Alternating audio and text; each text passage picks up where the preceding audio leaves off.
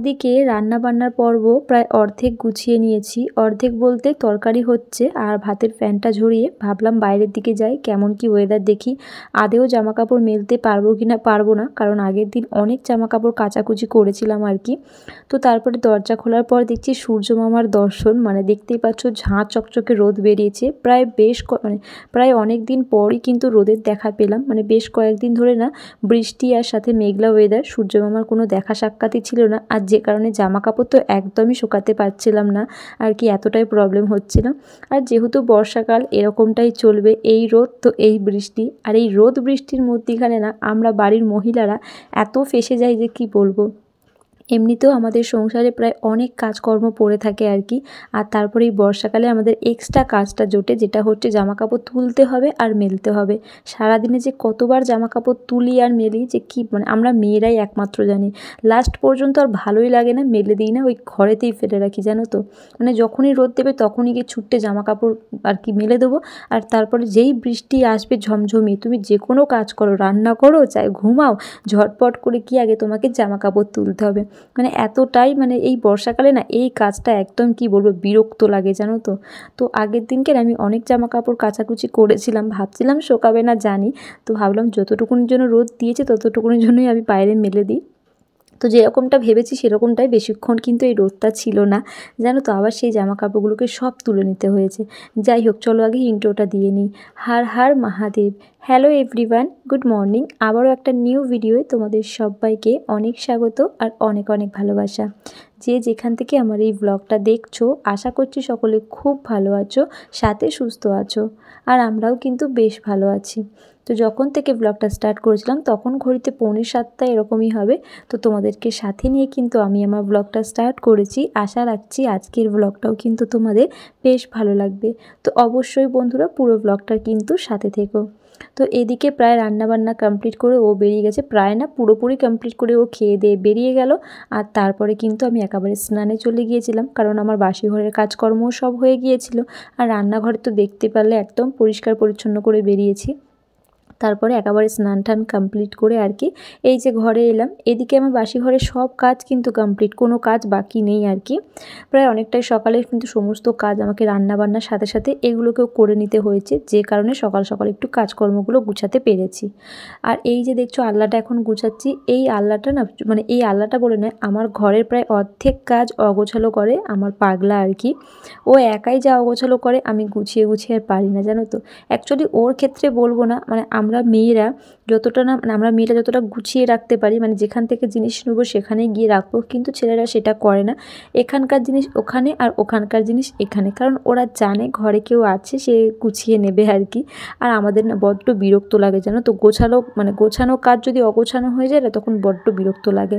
একটা জিনিস নিয়েছে, পুরো আলাটা অগোছালো করে দিয়েছে, সেই আলাটাকে একদম টিপটাপ করে গুছিয়ে।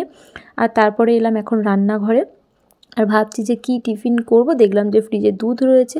আর টিফিন বলতে কি বলো তো, আমার না বেশ ভালোই ঠান্ডা লেগেছে, আর আমার ঠান্ডার ধারটা বরাবরই আর কি। তোমরা দেখবে ভয়েস দিতে দিতে আমি শুধু কাশি, গলা খুসখুস করে। আর প্লিজ সাইডে একটু ছাগলের আওয়াজ হচ্ছে, ম্যানেজ করে নিও, মাঠে ছাগল দিয়ে গেছে তো সেই আর কি, সেই চেল্লাচ্ছে। তো যাই হোক, তো এই জন্য ভাবলাম অনেক দিন পর আজকে একটু চা খাবো। প্রথমে ভেবেছিলাম লিকার চা খাবো, কিন্তু লিকার চাটা আমার একদম ভালো লাগে না, আমার দুধ চাটাই ভালো লাগে। আর এই দুধ চাটা খেলেই আমার পেটে ব্যথা হয়, একদম নিতে পারি না। তবুও তো ভাবলাম অনেক দিন তো খাওয়া হয় না, চলো আজকে একটু দুধ চা খাওয়া যাক। তো এখানে বানিয়ে নিচ্ছি দুধ চা, একদম ফুটিয়ে কিন্তু একদম কড়া করে দুধ চা করেছি। আর সাথে দুটো টাইগার বিস্কিট নিয়েছি। আপাতত এটা আমি টিফিন বলবো না, আজকে আমার একটু ইচ্ছা হলো চা খাই, তো চলো চা বানিয়েছি। তো নিজের জন্য 1 কাপ চা বানিয়ে নিয়েছি। আর এই চাটা খাওয়ার পর কিন্তু টুকটাক কাজকর্মগুলো রয়েছে, মানে ঘরের কাজকর্ম শেষ, টুকটাক যে কাজগুলো রয়েছে সেগুলোকে গুছিয়ে নেব আর কি। যাই হোক, এখন আর কি গরম চায়ে চুমুক দিচ্ছি। আর বর্ষাকাল তো চাটা একটু ভালোই লাগে। কি ভয়েস দেবো বলো তো, এরকম যদি চেল্লাতে থাকে কিছু করারও থাকে না, দিতেই হবে। যাই হোক, আর এখন চলে এলাম রান্নাঘরে। রান্নাঘর আমার পরিষ্কারই ছিল।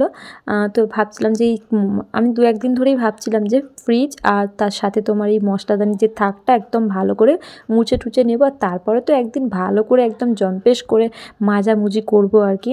তো ভাবলাম যতদিন না করছি ততদিন একটু মোছামুছি করে রেখে দিই। তো এই যে দেখো পুরো মানে এই যে থাকটাকে একদম ভালো করে মুছে নিচ্ছি, হালকা সার্ফ আর একটু গরম জল করেছিলাম। তো ভালো তেল চিটচিটেই হয়েছে, ভাবলাম কয়েকটা দিন চালাই, তারপরে একদম ভালোভাবে মশলাদানিগুলোকেও ফাঁকা করবো আর এই মশলার দানিটা তেলের কোটো যা যা থাকবে সব ভালো করে মাজা ধোয়া করে নেব।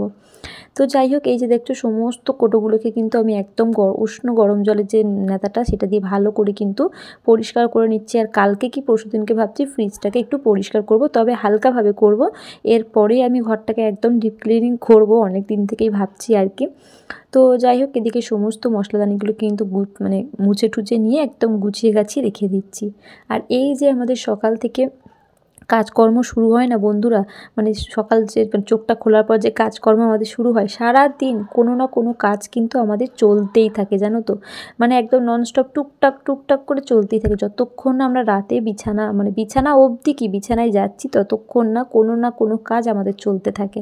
তার মাঝে একটু রেস্ট পাই, ফাঁকা সময় পাই বলবো না, কিন্তু তবুও আমাদের কিন্তু সারাটা দিন বেশিরভাগটাই কাজেই সময় কাটে। আমার তো তাই হয়, মানে আমার বেশিরভাগটা সারাদিন কাজেই সময় কাটে, খুব কম সময় পাই আমি একটু নিজের জন্য। যেটুকু সময় পাই একটু স্কিন কেয়ার করি বা একটু কিছু শিখি, একটু কিছু করি। দেখো, শেখার তো কোনো বয়স হয় না, ওই কিছু না কিছু শিখতে থাকি, নিজেকে নিয়ে ভাবতে থাকি, এরকমটা। এগুলো আগে করা উচিত ছিল বা ভাবা উচিত ছিল, তবে তখনকার বুদ্ধি আর এখনকার বুদ্ধির অনেক পার্থক্য। যাই হোক, তো এদিকে দেখতে পারলে পুরো রান্নাঘরটা কিন্তু আমি কথা বলতে বলতে গুছিয়ে নিয়েছি।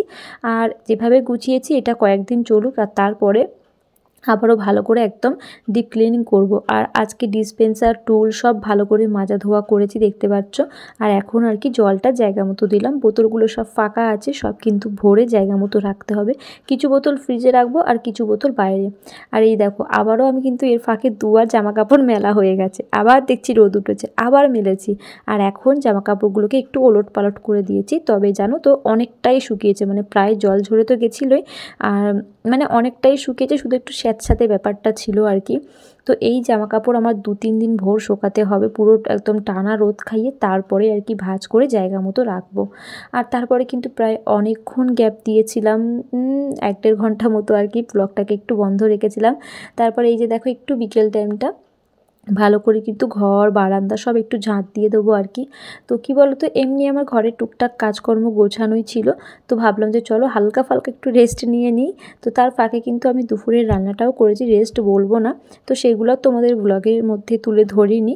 তো সেগুলো করার পর হালকা একটু কিছুক্ষণ বসেছিলাম আর কি ফোনটা নিয়ে, তারপরে কিন্তু এই যে দেখো এখন ঘরটা ঝাঁট দিচ্ছি। শুধু ঘর নয়, ঘর বারান্দা রান্নাঘর সব একেবারে পরিষ্কার করে নেবো। আর তারপরে কিন্তু সন্ধে আরতিগুলো দিতে হবে, জামা প্যান্ট মানে ড্রেস চেঞ্জ করা, তারপর তোমার ঘর বারান্দা মোছা, একটু জল ছড়ানো। ভাবছি মুছবো না, মানে এখন বৃষ্টি হয়ে হয়ে এত স্যাঁতস্যাঁতে ব্যাপারটা এসে যাচ্ছে না, তো ভাবছি বিকেলে করে ঘর মোছাটাকে একটু গ্যাপ দেবো জানো তো।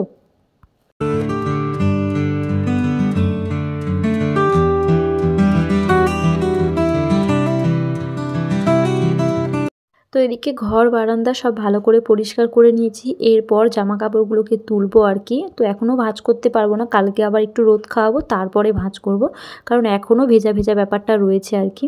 তো এরপর দেখতে পাচ্ছ পুরো ঘর বাড়ি কিন্তু আমি একদম পরিষ্কার পরিচ্ছন্ন করে নিয়েছি, শুধুমাত্র সন্ধেটা পড়বে, সন্ধে আরতি দেবো, আর তারপর সন্ধ্যের টিফিনটা একটু করব, তারপর এডিটিংয়ে বসবো, যেরকমটা আমার রুটিন চলতে থাকে। তো তোমাদের পুরো ব্লগটা মিলিয়ে কেমন লাগলো জানিও। তো আজকের মতো টাটা।